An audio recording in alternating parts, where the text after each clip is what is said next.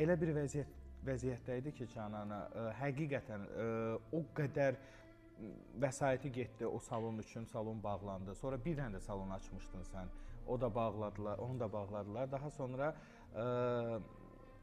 hara məsələn müraciət edir ki, işləsin, hər yerdən zapretlər gəlirdi onun üçün. Hər yerdən. Və günlərin bir günü yadına gəlirdi Binə qəsəbəsində yerləşən, həmin adını çəkməyək, məkan.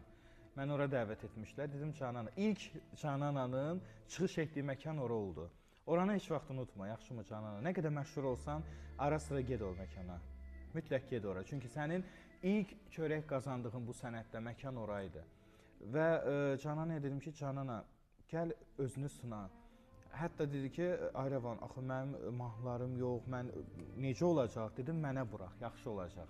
Mən yanındayam. Səlim Abbasov. Çıxdıq səhnəyə, Səlim Abbasov da gəlmişdi və bir çox orada dostlarımız var idi. Çıxdıq səhnəyə, oxuduq və insanlar tam belə deyim də, gözlədiyimizdən də fərqli yanaşdılar, yaxşı mənada. Hər kəs alqışladı, hər kəs gəldi Canana ilə şəkil çəkdirdi. Artıq məşhurlaşmağın ilk addımları həmin gündən başladı.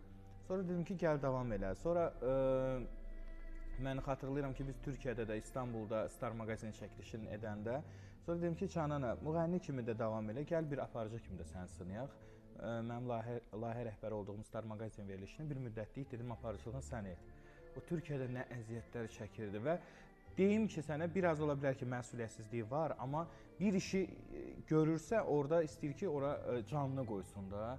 Türkiyədəki o soyuq, qarlı havada səhərə qədər, səhər 4-ə 5-ə qədər sujetlər çəkilirdi, stand-uplar çəkilirdi. Mən yəni